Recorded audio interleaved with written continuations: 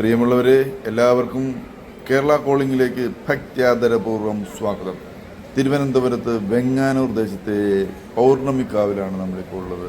പൗർണമി നാളിൽ മാത്രം ഭക്തർക്ക് പ്രവേശനമുള്ള ഏക ക്ഷേത്രമാണ് പൗർണമിക്കാവ്. നമ്മളൊരിക്കൽ ഇവിടെ വന്നിരുന്നു, ഇവിടുത്തെ വിശേഷങ്ങൾ അറിഞ്ഞിരുന്നു. എന്നാൽ പൗർണമി നാളിൽ ഒരിക്കലൊന്ന് വരണമെന്ന് ആഗ്രഹമുണ്ടായിരുന്നു. അത് ഇന്ന് സാധിച്ചിരിക്കുകയാണ്. 51 അക്ഷരദേവതകളെ പ്രതിഷ്ഠിച്ചിട്ടുള്ള ഏക ക്ഷേത്രം പൗർണമിക്കാവ്. അവിടുത്തെ കാഴ്ചകളാണ്.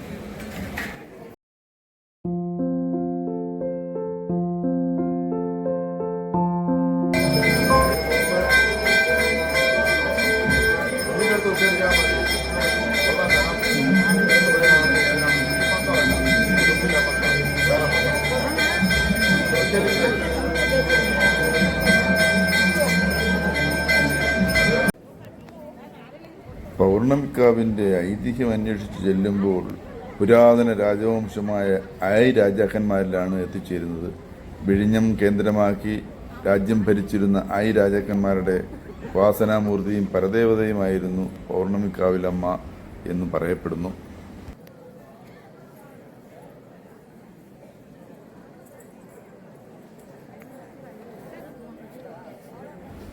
പൗർണമി നാളുകളിൽ ഈ പൗർണമിക്കാവിലമ്മയെ കാണാൻ പതിനായിരങ്ങളാണ് വിവിധ ദേശങ്ങളിൽ നിന്ന് എത്തിച്ചേരുന്നത്. ഒറ്റക്കല്ലിൽ തീർത്ത ഗണേശ വിഗ്രഹം, ഒറ്റക്കല്ലിൽ തീർത്ത നാഗരാജ വിഗ്രഹം തുടങ്ങി പ്രത്യേകതകളുള്ള ഒരുപാട് വിഗ്രഹങ്ങൾ, പ്രതിഷ്ഠകളും ഈ ക്ഷേത്രത്തിലുണ്ട്. പൗർണമി നാളിൽ പുലർച്ചെ തന്നെ ഭക്തജന തിരക്കാണിവിടെ. അത് ഏതാണ്ട് രാത്രിയോളം നീണ്ടു നിൽക്കുന്നു. പല ദേശങ്ങളിൽ നിന്ന് വരുന്ന ഭക്തർക്ക് അവരുടെ സങ്കടങ്ങൾക്കൊരാശ്രയവും പ്രശ്നങ്ങൾക്കൊരു പരിഹാരവുമാണ് പൗർണമിക്കാവിലമ്മ എന്ന് വിശ്വസിക്കപ്പെടുന്നു. സ്ഥിരമായ എല്ലാ പൗർണമിയിലും എത്തിച്ചേരുന്ന നിരവധി ഭക്തരെ ഇവിടെ കാണാൻ കഴിയും.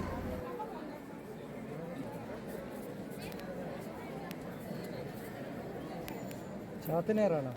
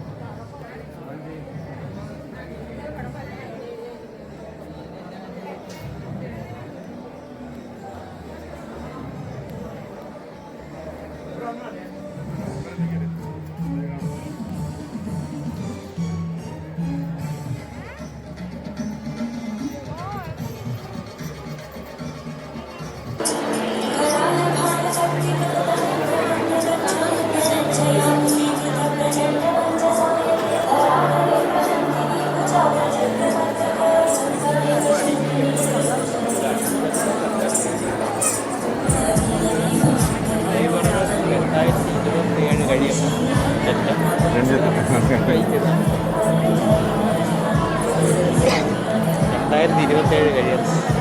ഇവിടെ എൻ്റെ ക്ഷേത്രത്തിൻ്റെ കാര്യങ്ങൾ എങ്ങനെ പോകണമെന്ന് നോക്കി ഇപ്പോഴത്തെ കണക്കാക്കണ്ട. ശരി. നമ്മുടെ മകൻ്റെ വിഗ്രഹം പ്രതിഷ്ഠിക്കാറായില്ലല്ലേ? അത് ഒന്നും ആവാത്തോണ്ടാണ് ഞാൻ വിളിക്കാത്തത്. എന്തറിയാം, ശനീശ്വരൻ ഇത് തീർന്നതേ ഉള്ളൂ. അതിനുശേഷം പിന്നെ ഞാൻ ഇന്നലെ പത്രത്തിൽ കണ്ടു ഇന്ന് ഇതുണ്ടെന്ന്. അപ്പം ഇന്ന് എനിക്ക് ഗ്യാപ്പ് കിട്ടി, ഞാനിങ്ങനെ വന്നു. ഞാനൊന്ന് വിളിച്ചാൽ 1.25 ലക്ഷം ആളും അതാണ്. നമ്മളല്ല, മനോരമക്കാർ പറഞ്ഞു 1.25 ലക്ഷം ആൾ. അതേപോലെ അതിൻ്റെ മുമ്പത്ത് ഒരു ഒന്നിന് മുകളിലാണ്. ഞങ്ങളെന്ന് പറഞ്ഞാൽ ഇവിടെ നിന്ന് നിൽക്കാം. അങ്ങനെയാണ് ഇതായി ഈ തീരുമാനം എടുത്തത്. അതുകൊണ്ട് കെട്ടിയിരിക്കുന്നതാണ് പുതിയ ഇത്. കാരണം ആൾക്കാർക്ക് ഇപ്പോൾ എല്ലാ KSRTC സ്റ്റാൻഡിലും ബസ് വരണമെന്ന് പറയുന്നത് അവർക്ക് 2 ഏക്കർ സ്ഥലം കൊടുക്കണമെന്നാണ്. ബസ് പാർക്കുണ്ട്, തിരികെയൊക്കെ വേണ്ടേ? കുറച്ച് ഏരിയ കൂടെ കവർ വേണ്ടി വരും നമുക്ക്. വാഹനം ഇപ്പം എല്ലാം റോഡിലാണ് കിടക്കുന്നത്, വലിയ വണ്ടികളെല്ലാം.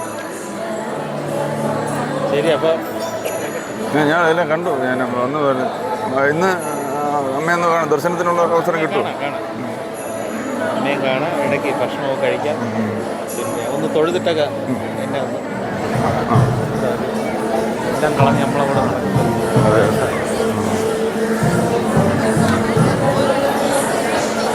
ശ്രീകോവിൽ പണി നടന്നുകൊണ്ടിരിക്കുകയാണ്.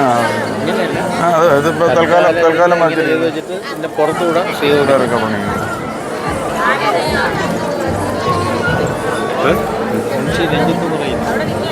ടെലിവിഷൻ ഇത് ടോക്കൺ എടുത്തായിരുന്നു? ഇല്ല, എടുത്തില്ല. ഞാനൊന്ന് വന്നത് നന്ദു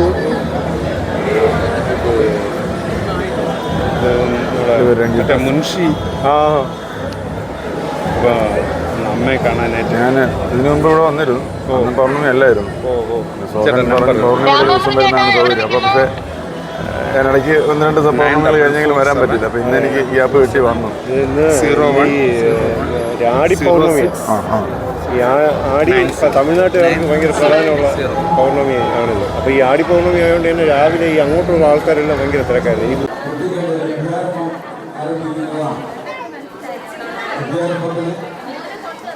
ഇന്ത്യയിലെ മഹാന്മാരായ ആളുകളുടെ നേതൃത്വത്തിലാണ് കുട്ടികളെ എഴുതിയിരിക്കുന്നത്. രക്ഷകർത്താക്കൾ ഈ മഹാസംരംഭത്തെ വിനിയോഗപ്പെടുത്തി കുട്ടികളുടെ ഭാവിക്ക് വേണ്ടി അമ്മയും ക്ഷേത്രദർശനവും നടത്തി പ്രസാദവും വാങ്ങി നിങ്ങൾ ഗൃഹ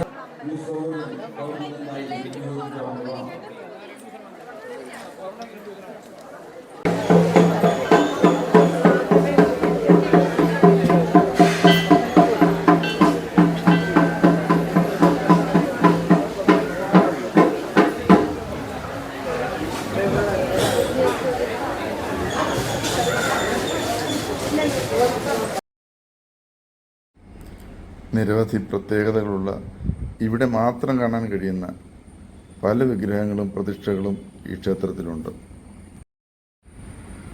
പ്രഭാതത്തിലെത്തുന്ന ഭക്തജനങ്ങൾക്ക് ഇവിടെ ഭക്ഷണത്തിനും വിശ്രമത്തിനുമുള്ള സൗകര്യമുണ്ട്. ഇവിടുത്തെ നിവേദ്യം സേവിച്ച് ഇവിടുത്തെ ആരാധനകളിൽ പങ്കുകൊണ്ട് സായുജ്യം മടങ്ങിപ്പോകാവുന്നതാണ്. മാത്രമല്ല, നിരവധി ജീവകാരുണ്യ പ്രവർത്തനങ്ങൾ ഈ കാലയളവിൽ തന്നെ പൗർണമിക്കാവ് ക്ഷേത്രം പങ്കുവഹിച്ചിട്ടുണ്ട്. ധാരാളം പേർക്ക് ആശ്രയമായിട്ടുണ്ട്. മനസ്സുകൊണ്ടും ശരീരം കൊണ്ടും സമ്പത്ത് കൊണ്ടും ഒക്കെ പൗർണമിക്കാവിലമ്മ നമ്മളോടൊപ്പം ചേർന്ന് നിൽക്കും.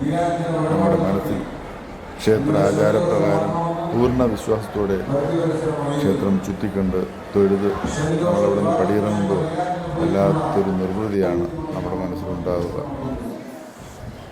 അടുത്ത പൗർണമിക്ക് വീണ്ടും എത്താമെന്ന ഉറപ്പിന്മേലാണ് നമ്മളിവിടെ നിന്ന് പടിയിറങ്ങുന്നത്.